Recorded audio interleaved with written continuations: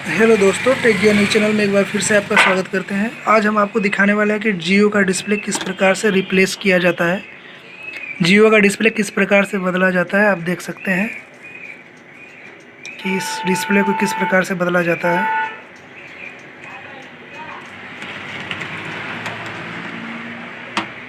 कौन दिक्कत ना हुई तो आप देख सकते हैं यहाँ से इस प्रकार से छोड़ाया जाता है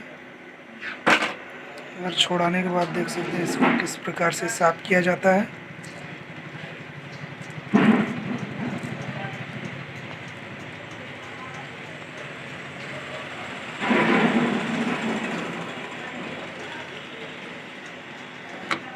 छोड़ा